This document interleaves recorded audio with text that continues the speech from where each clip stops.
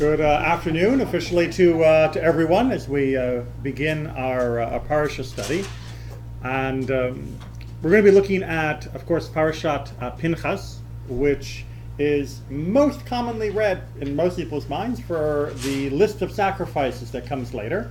So Parashat Pinchas is like the default maftir parasha, but the very beginning of Parashat Pinchas deals with the wrap-up of the end of last week's parasha. So we need to do a quick recap to make sure that we know what the start of this parasha is talking about. Remember, the chapter breaks and such were decided by Christian scholars later, and that's why they don't line up with our parshiot, because we divided according to our own understanding of where the parasha should be broken. So that's where we're going to be starting in chapter 25, verse 10. So at the very end of last week's parasha, the very end of what's called chapter 24, we had a little bit of a problem in the camp of Israel, right? What was the problem? It was only last week. Prostitutes. Well, prostitutes charge. This was not necessarily. You have to remember that the word that's used for prostitute can also be synonymous with just general licentiousness. So whereas prostitute is a profession, these women were engaged in more of a calling. Specifically, they were using their sexual favors as enticement and incitement to idolatry. And in the process of all of this, God's getting a little angry, and there is death coming to the camp of Israel. And what stops it? Does Moses stand up and give a rousing speech which turns people back from their sexual behavior and idolatry? No. Aaron? No. Eliezer? No. Who does it? Pinchas, the guy, Phineas in English, or Pinchas in Hebrew. He's the guy who steps up, and he puts a stop to it by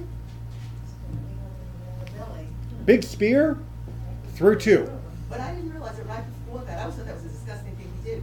The Lord said to Moses, take all the ringleaders and have them publicly impaled before the Lord. So Moses said to Israel's officials, each of you slay those of his men who attach themselves to Baal.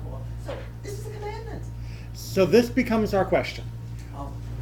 What exactly did Pinchas do?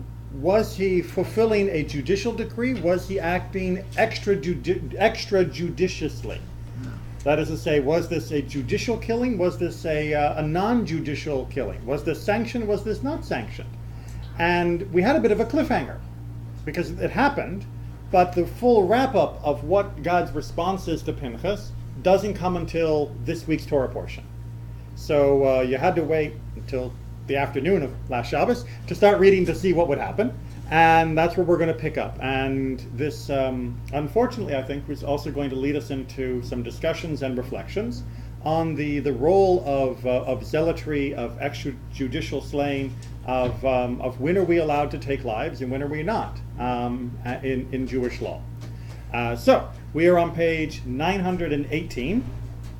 We are going to start at the beginning of the parasha this week, and we need someone to read. Harriet, thank you for volunteering. My pleasure for the couple of weeks that I'm here. It's so nice, thank you. You just read along on the YouTube when you're at home, right? But YouTube, no, I can't ask any questions. The Lord spoke to Moses, saying, Pinchas, son of Eleazar, son of Aaron the priest, has turned back my wrath from the Israelites by displaying among them his passion for me, so that I did not wipe out the Israelite people in my passion. All right, so the word that's being used for passion here, pinati, when talking about God and all of its form, is a word that often gets translated as passion, or zeal, or jealousy. This is when it says, I, the Lord your God, am a jealous God. It's the same word that's being used here, but it could also have been translated as I am an impassioned God. It seems to have this connotation of almost unbridled reaction to something that has been offensive and wrong. Like when someone has a temper. They don't control themselves, they just do the next thing. Right? Well, the problem with that translation, of course, is that God uses it as his own self-description. And it would be entirely inappropriate to think that God loses control, that God flies off the handle. So instead, it's probably semantically and theologically more in keeping to say that this is an almost but justified uncontrolled reaction to something that was wrong. So, for example, if someone goes to punch you, you duck. You didn't have to think, I'm going to duck. You duck, because that's what you should do when someone tries to punch you. The problem, of course, is when we go from defensive to offensive action. How do we understand what was right and what was wrong? But it seems to be here, I would say, that God seems to be approving of what Pinchas did. Is that everyone else's read here? That God is saying, Yasher Koach to Pinchas. He did what he needed to do to stop my reaction from being what it would be, which would have been a destruction of at least thousands of people, if not the entire camp of Israelites. Well, at the end of the previous Pasha, which I cheated and looked, it said that when Pinchas stabbed the two of them, the plague stopped. Correct. Okay? So they were dying. People were dying at the time. Correct. From this plague. So God was, you're right, he's trying to wipe everybody out for being what they were doing with the Midianite women and towards the idols, exactly. Okay, so we've got that, and now here is God's additional enigmatic reaction. Verse 12. Right. Say therefore, I grant him my pact of friendship. All right, so Briti Shalom, a Brit Shalom, which in most English translations you would not call the word shalom friendship. I think that's one of those Hebrew words that everybody learns. What's shalom? Peace. Peace. It's I will grant him my pact of peace. What does that mean? What's a Brit Shalom? What's a Brit Shalom with God? Or is this with God? Or is this a Brit Shalom, a covenant of peace that's just general for Pinchas? What does that mean? Do you have another example of God that's using these two words together? Not like this. Yeah, each individually, of course, but in this particular sense, no. So keep reading a little bit more, and we'll see perhaps the next phrase that comes is an explanation, perhaps not. Okay, say therefore, I grant him my pact of friendship. It shall be for him and his descendants after him a pact of priesthood for all time, because he took impassioned action for his God, thus making expiation for the Israelites. All right, so he did kapara, he did atonement for them because of his zeal, because of his zealotry. And because of that, he and his descendants will be priests. Processing? Question about that? Is that a plus or a minus? Who is Pinchas again? Grandson. Grandson of Aaron. So wait a minute. Shouldn't he already have been a Kohen? No. So when God anointed the Kohanim, he anointed Aaron and Aaron's sons. And their descendants were to also be Kohanim. But sons that were already born to Aaron's sons were not included. So Pinchas was out of the circle. Right? It's like, if you have, Aaron up here, and he's got his sons, like this, and then they've got sons as well already.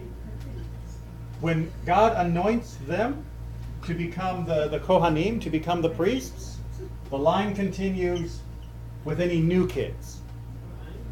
Okay? The pre-existing grandchildren of Aaron that were alive at the time of the anointment of Aaron are not going to be Kohanim, are not going to be priests. And their children are not going to be priests. And their grandchildren are not going to be priests. But Pinchas, who's over here, he gets promoted to join the line of priests. What's that? Why? So was this a promotion then? Was this a reward? You acted zealously for me. You showed that even though you were not in the official line of the Kohanim, that you make the grade, and so you get to be bumped over? Or is this not a reward, but simply saying, oh, you're one of those kind of people, you belong over here? Wait, yeah. So Eleazar is on the second line. Exactly, the sons of Aaron. And so the sons of Eleazar and Nadav and Abihu that were born before the anointment of the Kohanim. These are just the guys who were alive at the time of the Exodus, right? Before the tabernacle was built, before they were anointed as Kohanim. They do not become Kohanim, the grandchildren. well, Only how old was new Pinchas? grandchildren. Was he under 20 or over He was already born. That was the only condition. And as for how long Pinchas lives, we're getting there. That's going to be a very important midrash that we're going to trip into. Now, is this a punishment or a reward? Because as a priest, he's Or, not or gonna- simply a recognition. maybe a recognition. He's not going to own land. Now he can't marry a divorced woman. He can't go and mourn for his relatives. Is this a good thing? That's a very good question. And one other very important difference, once he becomes a Kohen, he's not allowed to come into contact with the dead. Like the people that he has a spear stuck in. He would not be allowed to come into contact, and presumably then he would also not want to make people dead, lest he then become ritually impure, and as a Kohen that's a problem, more than for the rest of us. So it's almost like, thank you for your zealotry, and now you're getting a desk job. Right, don't ever do that again. Well, there seems to be at least enough ambiguity that is in here that he's not exactly being chastised. He's possibly being rewarded and certainly being recognized for the part that he played in stopping the slide of the camp and God's more destructive response that could have come. But it's not a 100% ringing, rousing endorsement and, throw the man a parade and build a statue to him. I wouldn't have built a statue anyway. But it's not exactly what we would have hoped for if he was going to be just a completely unblemished hero. And it's certainly not what we would hope for if this was meant to be condemned as the wrong form of zealotry. To kill in any way, whether you touch or not? I suppose in modern times or in the ancient, if you had a ranged weapon, yes, you could theoretically kill someone without becoming ritually impure. Okay, so Mickey Cohen was really a bad guy. So yeah, well, but again, killing, as we're going to see, is a complicated topic because we're going to get into the notions of killing in just a few minutes when we start looking at our other texts. One of the commentators, which I was just reading, Good. suggests that what happened with Pinchas, he committed murder, which is That's committed. one of those 10 Commandments. But when he was moved on to be a Kohen, Kohens may not behave in such an impassioned way, they can't be vigilantes, that this was almost like he was being put on probation. We're putting you in a place where you're reformation. Now you're going to be reformed, because as a Kohen, you're going to learn not to behave The way you just did. virtuous way. And indeed, there are many who read that phrase, a brit shalom, a covenant of peace, as not being a reward that he gets, but almost like the Scarlet Letter. He's wearing a V for vigilante around his neck, and he is being taught shalom. He is being taught peace, so that he would not behave that way again. And this feeling of when is it justified or is it ever justified to take law into your own hands, to be zealous to the point of murdering someone that is doing something wrong. And certainly the text has no problem pointing out that what was happening was wrong. When is that ever approved of, justified, or condoned by the Jewish law? In Judaism, this kind of dichotomy is not unusual, right? For example, you're supposed to tell the truth, except for peace in the house. So if I say to my husband, does this dress make me look fat? He cannot say yes, even but. So we can sort of, it's not that these rules are hard and fast, there are reasons for looking at them more closely and saying, yeah, it's hard to figure out. Well, as I like to point out, the rules are hard and fast, but our interpretation of them depends upon minute details, which means the border between approved or disapproved is often much more granular than it first appears. And that word When comes you again. zoom in, Right. then you can see that it's not quite as easy to put it in one category other as when looking at it in broad terms. And it's interesting, it's a brit shalom, Mhm. and it's shalom bayit. That word shalom, I guess, Yep. is open to interpretation. Certainly. Mostly high. Although we know it is one of the fundamental values of our Yes. people. Interesting.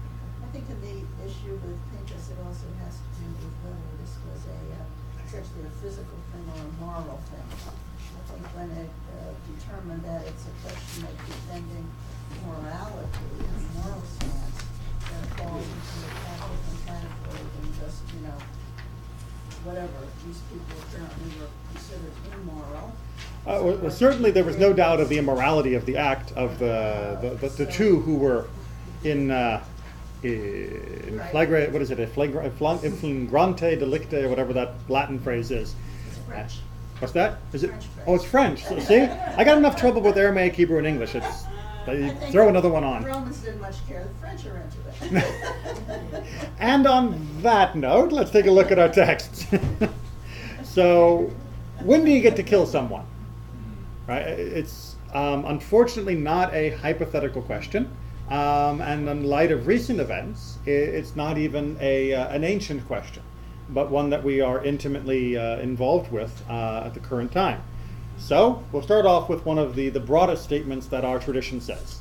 If someone comes to kill you, get up early in the morning to kill him first. All right, so basic law of self-defense is if someone is going to come kill you, you don't wait around for him to try and kill you. You go kill him first, right? There's army massing up on your border. Nobody says you got to wait for them to step over the border. If they're standing there with giant tanks and artillery and saying, we're going to kill you tomorrow, but right now we're just going to have a little party, you're allowed to go stop them from killing you tomorrow by attacking them today. Well, sure, because there it's clear that they're planning to attack, but there are examples of treachery when you don't know for sure if somebody's planning to kill you. Maybe somebody just tells you they're planning to kill you. Which leads us then into, well, what about in cases where you're not sure that murder is in their mind? Maybe they're planning something, maybe they're not, or maybe they're doing something which is wrong, but are you allowed to kill them to stop them from doing something wrong? Not to stop them from killing you, but to stop them from doing something else that is wrong that isn't necessarily lethal. And so let's look at our first text from the Yerushalmi. It is written, and Pinchas, the son of Eleazar, the son of Aaron the priest, saw. That was from the end of last week's parashah, where he saw what they were doing and took action in his own hands. What did he see? He saw the act and remembered the halakha. One who has intercourse with an Aramean woman, the zealots attack them. All right, so in the Mishnah of Sanhedrin, it says that if someone is engaged in sex with a non-Jewish woman, a zealot is allowed to attack them, to kill them.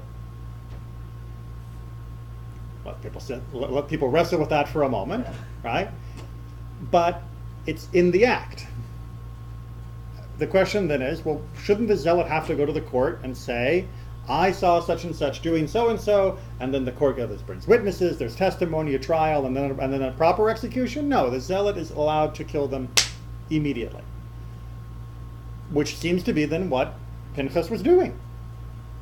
And therefore it seems to be, according to the way the Yerushalmi is reading this, the Jerusalem Talmud, that he was acting within the boundaries of law. So although it may have been a extrajudicial killing in the sense that the court wasn't actually ordering the execution, he was acting within what the law permits, and therefore it was legal that he did what he did. However, keep reading. Of course, now we understand that. It is taught that this is not according to the will of the sages, but that Pinchas. There's two. Act according to the will of the sages. But did Pinchas act according to the will of the sages? Did he really disagree with the sages? The rabbis are imagining that there would have been Moses and Eleazar and Aaron and the other elders and sages of Israel, and they would have had an opinion of what to do in this case. And apparently there's a tradition that they did not approve of what Pinchas was going to do. So then we're left with the question, so did Pinchas really disobey what the sages of Israel wanted to be done in a case like this? But did he or didn't he? But he seems to be rewarded, but so we're not the first to be confused by this. And didn't the sages see what was going on anyway, and they didn't jump to kill this guy? Very true. So, Okay. Rabbi Yudah Bakazi said, they sought his excommunication, but the Holy Spirit leaped upon him and said, and it will be for him and his descendants after him a covenant of eternal priesthood. all right. So, yes, the sages did not approve of what he did, and they were prepared to excommunicate him, drive him out of the Jewish people for what he did. And it was only because of a miracle that he wasn't. Now, why would the rabbis introduce a statement like this?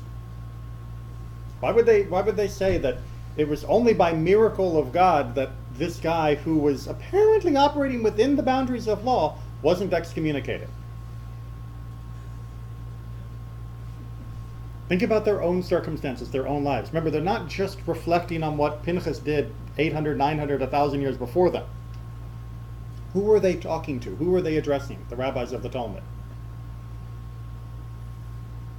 Future us. Their future us and their present, their own students, and each other. And what's the danger with Pinchas's example? There'd be a lot of people getting killed. Exactly. Thank you very much. I know most of us don't leap to that conclusion, and thank God we've been well trained by our tradition. But if the rabbis had not put in this warning, this ambiguity, this idea that he could have been excommunicated if it were not for a miracle that happened, then people might have just thought, well, generally, guy's with an Aramean woman, I saw him through his window, boom, spear. Oh, look, there's another guy, boom, spear. You know, it wasn't as though it was uncommon back then, any more than it's uncommon now, for people to not follow halacha. And so if people were allowed to go around killing others for what they were doing, zealously, meaning without trial, without other witnesses, without other things, then it would degenerate into a bloodbath.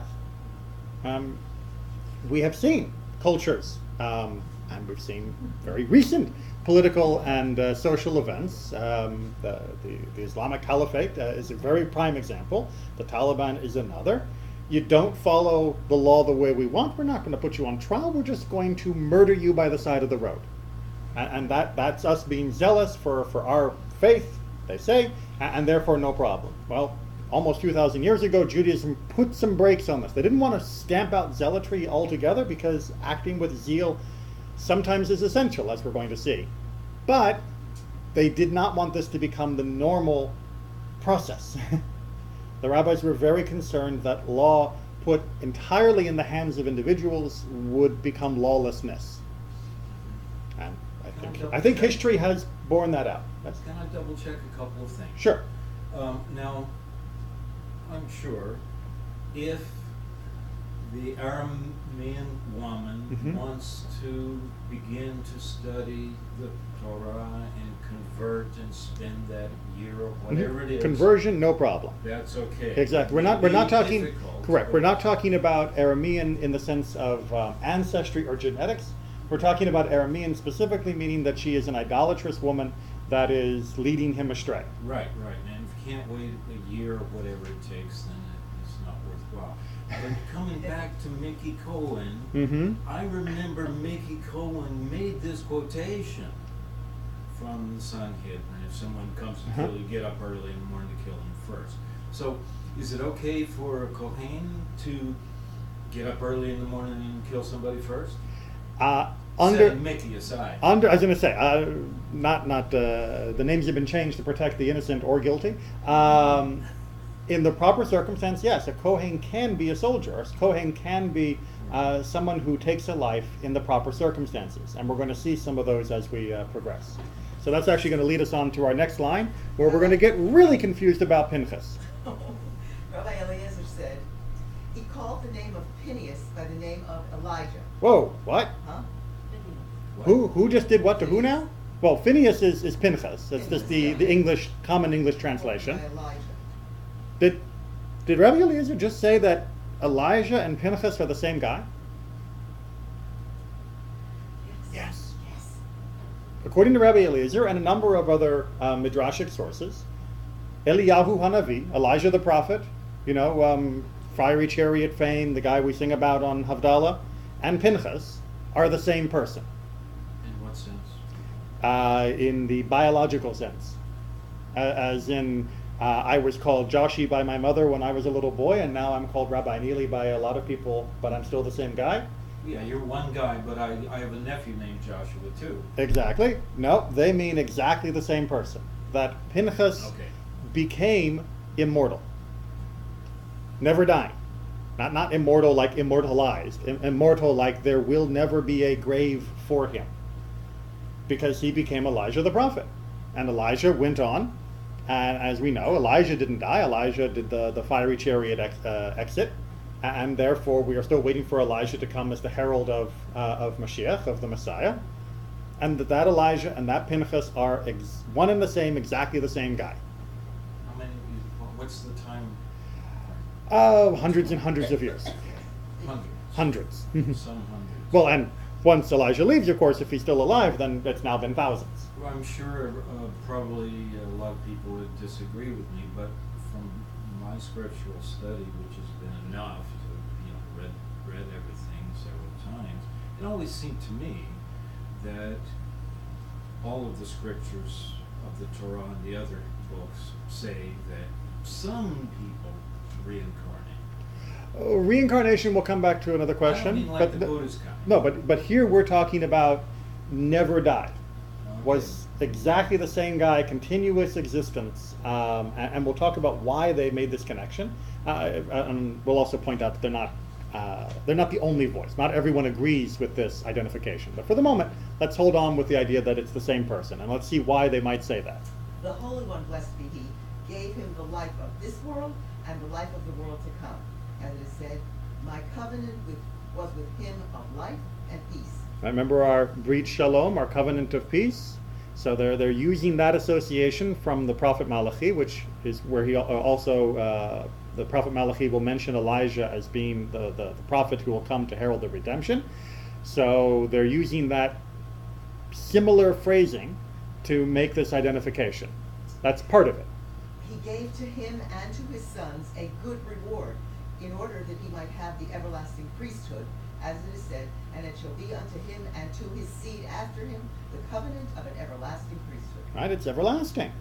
Well, there's only one way to be everlasting, and that's not to die.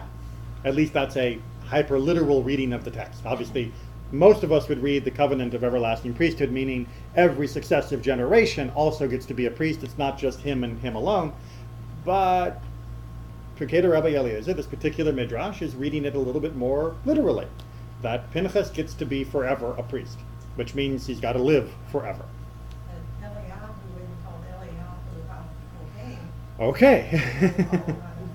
Eliyahu is not called Eliyahu HaKohen. So that does seem a little strange. However, Eliyahu does do some things which seem Kohanic. One very famous thing, for example. The sacrifice. The major sacrifice on Mount Carmel, which is his attempt to bring the people back from the worship of Baal that Ahab and Jezebel had gotten going. So Eliyahu does perform the acts of a Kohen, which is a little unusual, to say the least. It's unusual enough that it's not happening in Jerusalem, where he does a sacrifice up on this mountainside. But the fact that he's not a Kohen and does it is also extrajudicial, to say the least. So perhaps he was a Kohen. And just because he doesn't get the title HaKohen doesn't mean that he can't be a Kohen as well.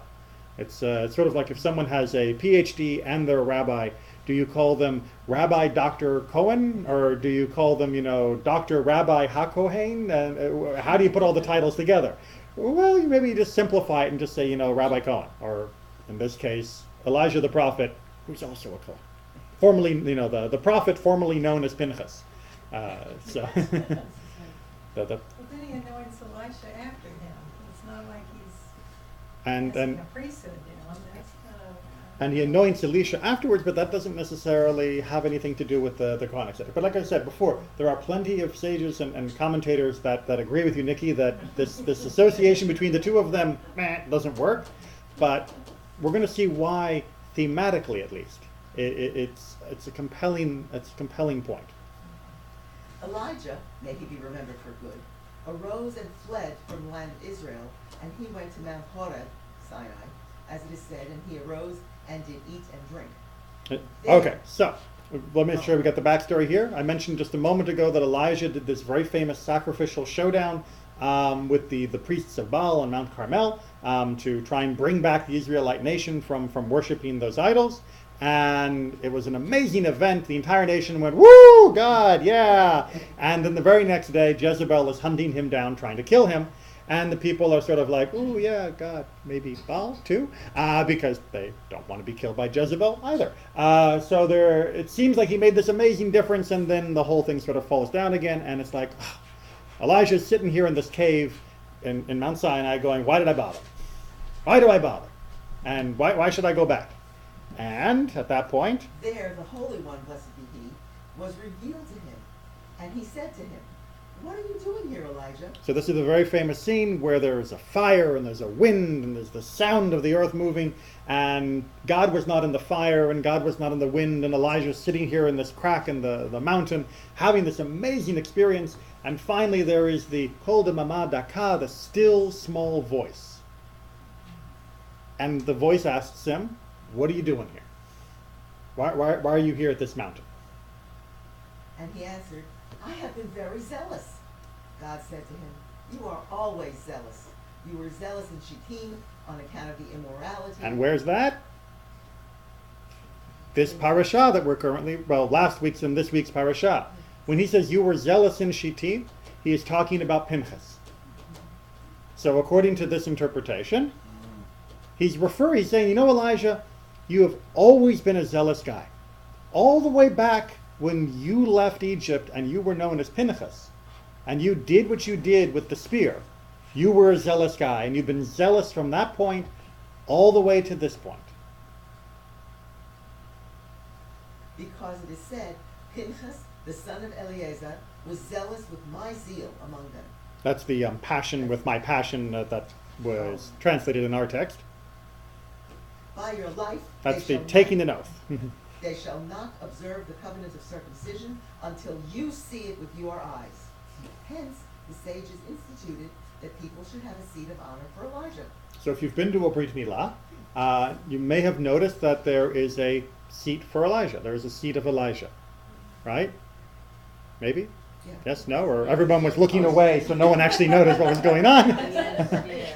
The next time you go, the moil will mention, or if not the moil, then the rabbi hopefully will mention that there was a seat set aside for Elijah. But the question is, where did that custom come from? Well, according to Pirkei de Rabbi Eliezer, the custom came as a reward, as a punishment for Elijah. He has been zealous for God. And Elijah's here in this cave, in this scene, going, and what good has it done? The people are still idolaters. The people are still going the wrong direction. What good has my zeal brought? And God is connecting the zeal of Elijah at that moment to the zeal of Pinchas, and Pirkei de Rabbi Eliezer was saying it's actually the same guy. And this, Randall's right, will say that perhaps what the rabbis are trying to say here is not a physical reincarnation, but they are saying that there are people of this spirit, of this type, who are acting from zeal as their primary driver. That's not what I'm saying. I know. I'm saying it is the same guy. But I'm saying here that the rabbis may not have been saying that, but they are trying to draw a connection between the actions of Pinchas and the actions of Elijah, both of which were meant for good, both of which did good in their own way in their generation, but both of which also have an underlying flaw, an underlying criticism of the entire Jewish people, that we are incapable of doing what's right unless someone is willing to kill or murder on our behalf. That someone's just going to have to pick up that spear and do it, and by God, says Pinchas or Elijah, I'm the one who's going to do it. I can kill the people that are immoral, because that's what's necessary. And God is saying, I commend you for your passion, for your zeal. But you are going to sit at every single Brit Milah for the rest of eternity. Of all these people that you doubt, of all these people that you say are gone and that you're the only one left, you're the only true believer, you are going to sit at the circumcision of each and every generation, and you will see that they are still my people. They may not be as zealous as you. They may not be going out and sticking spears in people. They may not be doing fiery sacrificial showdowns like you. But they are still my people, and they still have a passion for Judaism and for God.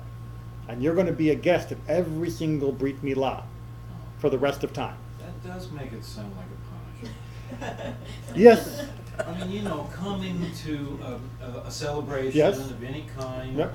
it usually feels good. Right? But if it's like you must every time.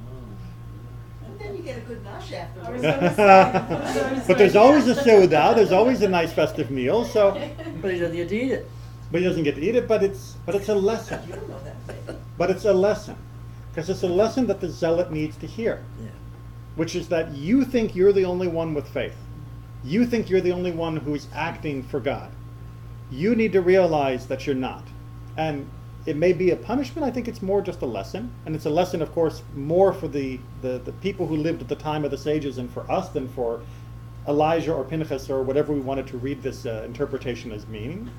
And it's a lesson for us that no matter how zealous we may feel at the moment, or no matter how much we may admire the zeal of someone else, that doesn't mean that everyone who is less zealous is evil, or worthy of a spear, or worthy of our contempt. And that's hard. When you have zeal and passion, that's a hard balance to strike. But just, Nikki, to satisfy your curiosity, I'll point out before we turn the page and talk about, so when do you get to be zealous and not? At the bottom of the page from the Masechet Megillah, it says that there were 48 prophets, and Rashi, based on other Midrashic texts, does his counting of who those 48 were, and in the list, Pinchas and Elijah are two separate entries.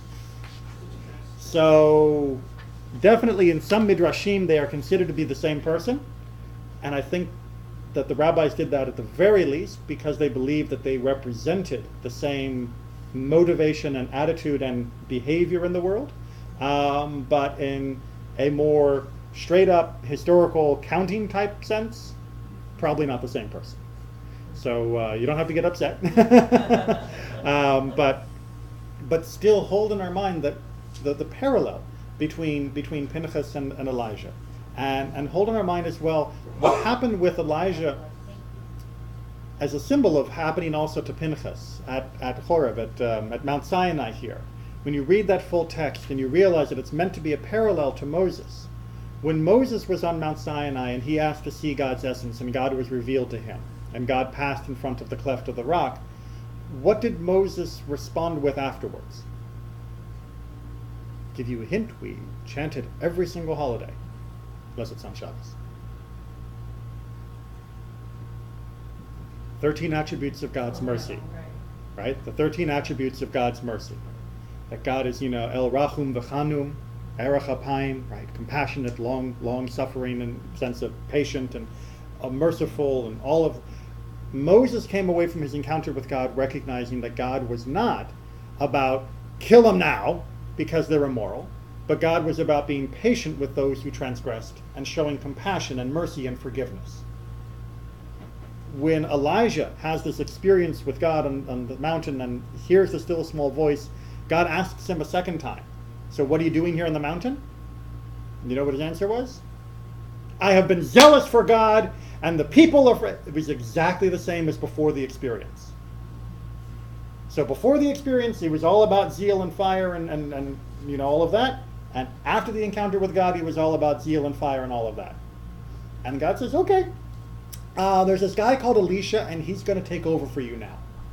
And I've got a nice fiery chariot, the equivalent of the gold watch of retirement, and you're going to have to go. Because you don't understand that I'm not always 24/7 about zeal and fire and condemnation. That in fact, 99.99% of the time, says God, I'm about mercy, compassion, and forgiveness. Moses got that. You didn't. Moses understood that. You don't seem to. All you can see is the need for zeal. And if you can't understand that there needs to be more compassion, mercy, and forgiveness than zeal, then we need a replacement. Actually, that happened with Moses, with liberating the people, and God said, okay, Joshua. Yeah, the one time Moses let his temper rule his interaction with the people, which was a couple weeks ago when we read Hukat, that's when he got demoted as well, or kicked upstairs as a form of retirement, yes. Okay, so when do you get to kill people? Right? When are you allowed to? Turn the page. Rav Chisda said, if the zealot comes to take counsel, we do not instruct him to attack. Right, okay, so let's make sure we got to understand what the rabbis are saying here in the Talmud. If the zealot says, I just saw Mr. Smith doing X, Y, and Z, and I know that under law I'm allowed to kill him, right? The sages, his teachers, his rabbis would have to say, have a seat. No, you don't. That if your zeal is only enough that you can sit down and talk to us about it, then you have missed that opportunity. You don't get to crank yourself up in private and then go launch yourself at people. It's only a split second that you have this permission. It's only a split second of that momentary encounter. If you have time to think about it, you do not get to act on it. Really? You do not get to act on it. Furthermore, So Zimri is the guy who Pinchas had killed. yes, sorry, Zimri was the Israelite who had been dallying, shall we say? What is more, had Zimri forsaken his mistress and Pinchas slain him, Pinchas would have been executed on his account. Got it? If Zimri had gotten up when Pinchas came at him with the spear and said, "Whoa, you know what? You're right. I get behind me, woman." Then and Pinchas had said, "I don't care. You did it anyway," and killed him. Pinchas, out of there. He's executed as a murderer. It doesn't matter that the guy was guilty. It doesn't matter that he only stopped a second before. If he's not doing it now, you don't get to kill him. So even if he had seen him that morning doing it, Absolutely. but didn't have his sword with him and went home and got his sword and came back in the afternoon, Absolutely you prohibited. can't kill him. Nope. He would be a murderer. There's no way to know. And that's what the rabbis are trying to drive in. Right. And furthermore, Had Zimri turned upon Pinchas and slain him, he would not have been executed, since Pinchas was a pursuer, a rodef, someone Right. chasing you to take your life. exactly. So if for some reason he's able to notice while he's in the midst of his activity, Zimri sees this guy coming up behind him with a spear, and he goes, "Whoa, man!" grabs his sword, kills Pinchas. Zimri's not a murderer. Zimri defended his life. And he would be permitted to kill Pinchas to defend his own life. The same way any one of us, if someone tries to come at us with a knife, we're allowed to defend ourselves. It doesn't matter that Pinchas was coming with, in quote, justified zeal in his heart. You can never take away a person's right to defend themselves. So the rabbis are really limiting this whole zeal thing down, aren't they? It's like, okay, fine, yeah, you can be zealous, but understand, if while you're running at the guy with the spear, if he takes out a gun and shoots you, he's not going to jail for murder. Because you were trying to kill him. And even if God may forgive you for doing that, that doesn't necessarily mean he has to sit there and take it. So, okay. Onward. What does this rodef mean then? When are we allowed to kill someone as a pursuer? If one is pursuing rodef, his fellow, in order to kill him, and he has been warned, but nonetheless continues to pursue him, every Jew is commanded to save him through the limbs of the pursuer. If they cannot aim accurately and save him without killing the pursuer, they may kill him even though he has not yet committed murder. All right, so classic example, right? You've got, erase the sons of Aaron. You've got two guys, and they're running along, and this guy has a sword, and he's saying, "I'm going to kill you, I'm going to kill you, I'm going to kill you." And you're standing down here with your, let's get legs, with your bow and arrow, right? And this guy's going, "I'm going to kill you, I'm going to kill you." This guy's going, "Help, help, he's going to kill me, he's going to kill me." What do you do? Do you have, I know my heart's great. Do you have permission to kill this guy? Conditionally, what did we say? Yes. But you say first, stop. Right? Stop or I'll shoot. Freeze. Drop your weapon. Leave the man alone, whatever you want to call it. And the guy's like, keeps running. Then you go, okay, well, if I shoot, if I can stop him in a non-lethal way, I stop him with a non-lethal way. But if I can't, he's 100 yards away, and if I shoot an arrow, I'll be lucky to hit him at all, and I have no way of knowing where it's going to hit him, and it's just as likely to hit his heart as his leg. If it's the only way to stop the guy, it's like there isn't a convenient net you can drop on him or something, then you shoot him and you kill him. Because the concern, of course, is this guy is not a murderer yet. And he's only a murderer after he kills him. And so how am I justified in killing him before he's committed the crime of murder? You also don't know what provoked this circumstance to begin with. And I'm having real trouble with the whole idea that one could murder two people who are engaged in activities which have really it's like none of anybody's business. Isn't that a So- private affair? Yeah, basically. Who invited you? So I'm sort of really trying to understand why that. Would have been acceptable in any way, shape, or form. Exactly. Right. Well, And then here, again, the scenario is, well, we don't know what transpired before this event, so how can you? Well, this is much easier to explain, but let me just give a little bit more defense of what happened with Pinchas, which was that at the time that Pinchas was acting, if you read the very end of last week's parashah, it is clear that the reaction from God's universe is to begin to unravel around our people. That is to say, there is a plague of destruction. And as our people continue to engage in this sexual idolatrous behavior, more and more of our people are dying. So putting a stop to it was not necessarily just, I don't like what you're doing. It's, I don't like what you're doing is causing to happen. I don't like the fact that your idolatry is causing the rest of our people to fall and die. So I'm going to stop you in order to stop the plague. 25,000. 24, I thought.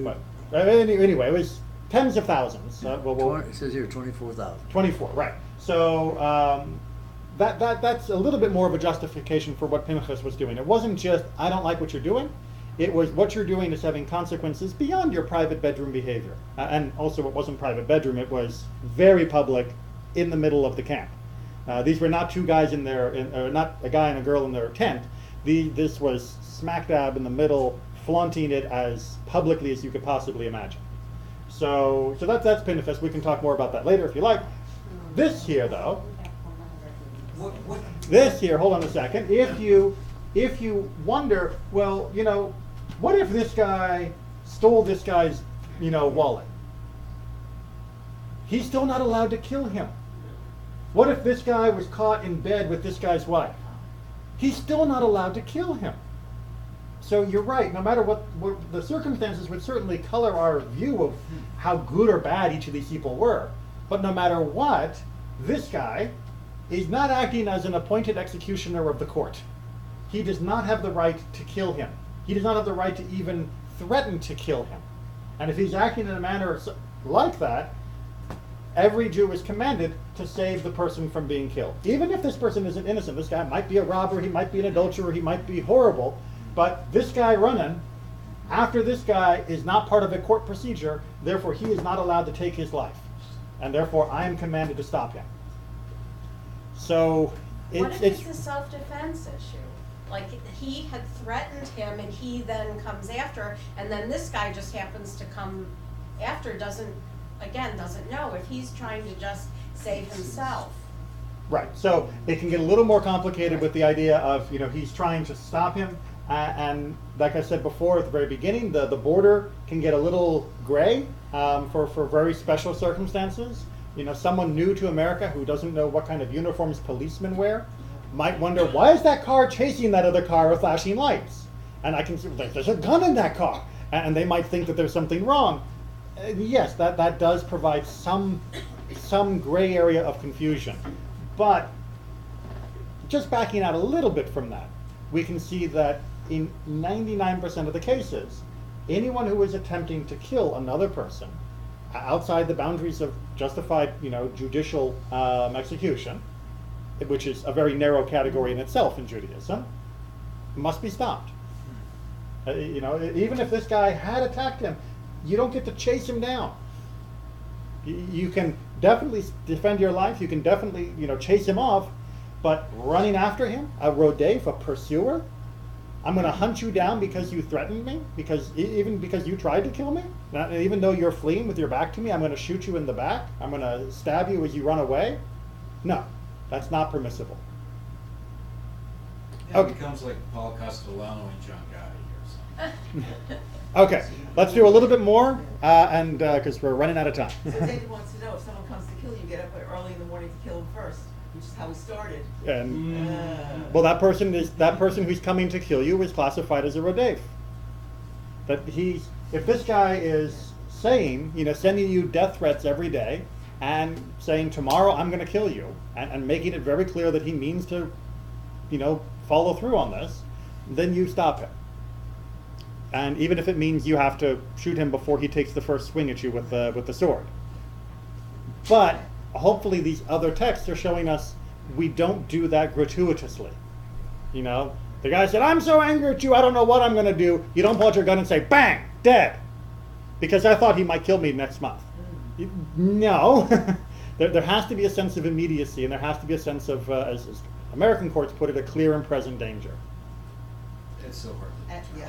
Yes, it is. And someone who causes great danger, for example, a counterfeiter in a place where the government is exacting, he's judged as a rodef, and we hand him over to the government.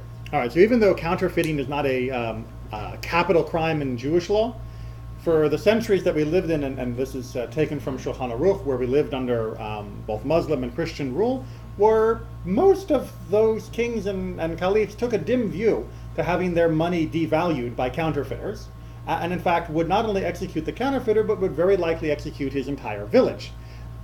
Someone who was known to be a counterfeiter could be handed over to the government, even though that was a death sentence to him, in order to save the entire town.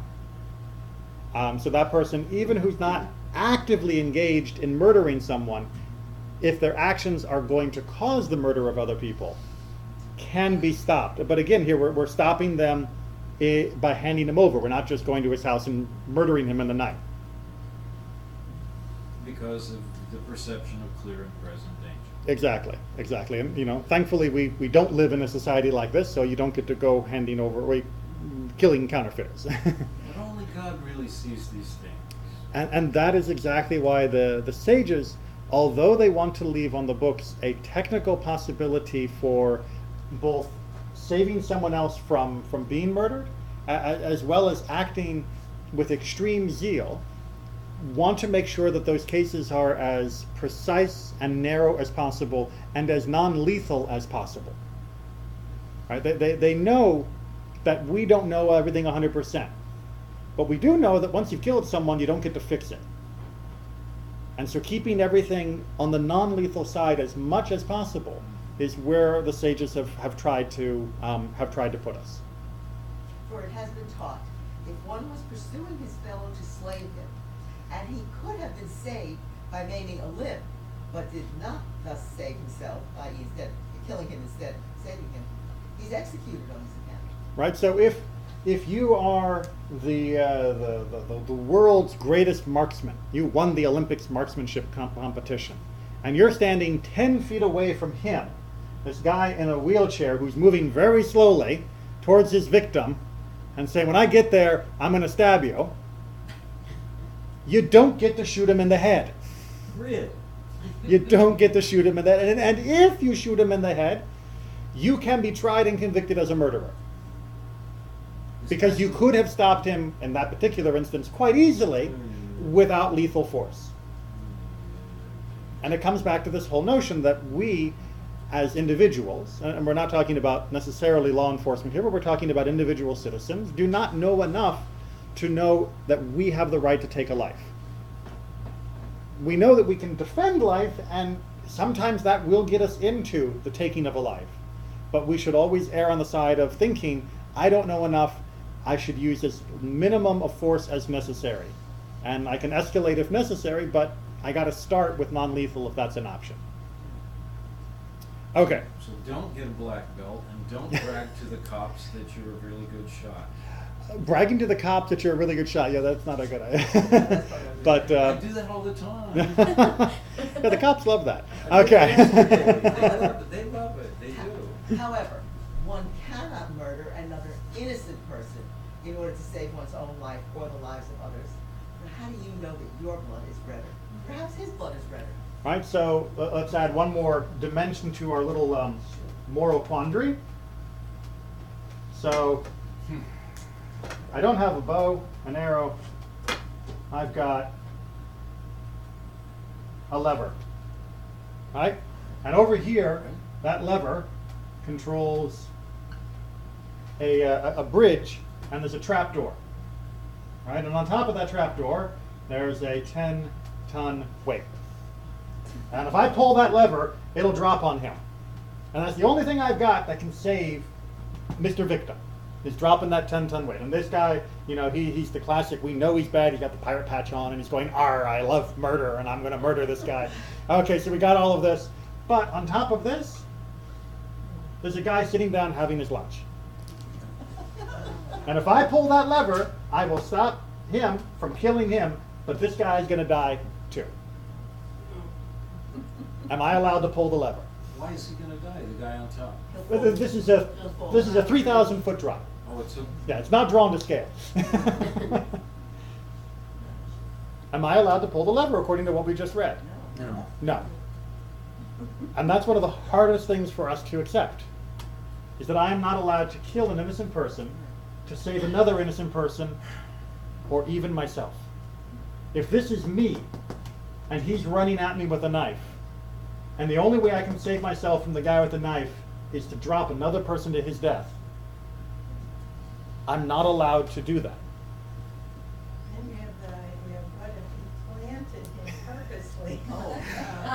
Indeed. Oh, It's part of the And this is conspiracy. what we discuss in Talmud class, exactly. So that there are more layers to this. So many what ifs. Exactly. You And- never know. The mortar shell behind the nursery. Exactly. You know, it's this is booby trapped, or this is, you know, clearly done as a false flag operation. There's all sorts of other things that we can add into a what if. But the basic point that the sages have been trying to make with their texts is that although they respect zealotry in its passionate form, and although they certainly defend the rights of stopping those with murderous intent, that they still, even in these cases, place rather strict limits on what you can and can't do. And that's something that needs to be remembered, specifically in these cases, with our last quote from Rambam making it clear why. You shall guard yourself from every evil thing. Scripture warns us at times when sin is common. It is Right? It's like, well, wait a minute, because this line from Devarim, you know, guard yourself against every evil thing. Well, of course I should guard myself against every evil thing. Shouldn't I always do that? Shouldn't that be like the chapter heading of every chapter of Torah? Why is it here in this part of Devarim, which talks about going off to war? Why in the world would God put this line there? Ramban explains.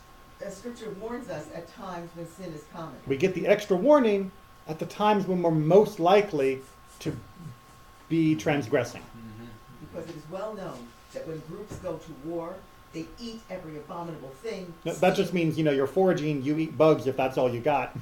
Steal, do violence, and are not ashamed even to commit adultery and other detestable things, so that even the most naturally upright of men is enveloped in violence and anger when setting off to battle against an enemy. Therefore Scripture warns, you shall guard yourself from every evil thing, for the Lord your God is in the midst of your camp. It's really, really tempting to say, well, you know what, it was a tense situation. It was life or death. And it was him or me. And all's fair in love and war. And Ramban is pointing to the Torah and saying, no, the Torah doesn't say that. That there are rules to war. There are rules to self-defense. There are rules to when you get to take another life. And it doesn't matter how extreme the situation felt at the moment. It doesn't matter how passionate you were. If you don't abide by the rules, you are a murderer. And when you go off to war, or when you are being threatened, it's not all bets are off. Certainly, the bonds of when we get to take a life and not take a life in the battlefield are much more open than walking down the street. But it's not all bets are off. And when our people are, as they are currently, embattled against hateful and vicious enemies, this is something that we hold on to. This is what we are fighting for, is for the right to be a moral nation and to be a moral people, for the right to be a light to the world and say, no, what they do in the Islamic Caliphate is reprehensible, and we would never do that. That what they do in Nigeria in kidnapping and selling girls, we would never do that. It doesn't matter how bad the situation is, we would rather die than be that immoral. That's what we fight for. That's what we exist for. And it's hard to remember that. And it's important that we continue to learn and remind ourselves. And yes, there are many what ifs. And there are many times when we make difficult decisions. But it's making those decisions more often right than wrong that makes us God's children. And that's why we learn. So that when we have to march to war, we make sure that we are not as evil as others. And I believe that our people have done a remarkably good job over the centuries of doing so, and certainly over the last 100 years of defending the land of Israel. But it is a battle that we must continue to wage. It's the battle that counts. You know, as you're talking about this, I think I've read that the 6 boys that killed the Palestinian were the son and grandsons of the famous rabbi from Jerusalem.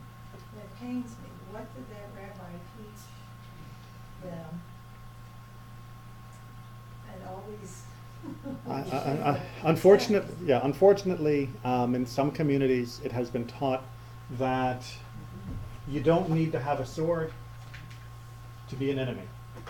You just need to be associated genetically with people who have expressed views that are hateful to us, and that you, a child, or anyone else are fair game. But that is similar to how Rabin was assassinated. How Rabin was assassinated, and many others over history. And unfortunately, as soon as we allow ourselves to say, I am willing to kill anyone who I believe has the potential of harming me or the Jewish people, not is planning, not is trying to, but simply could one day grow up to, then we have lost our way.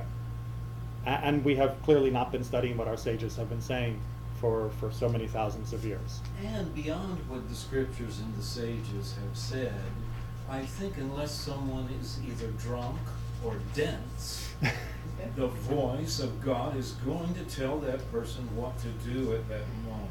Well, we have seen historically that humanity has the remarkable capacity Being drunk and dense. yes, to drown out the voice of God in a variety of ways.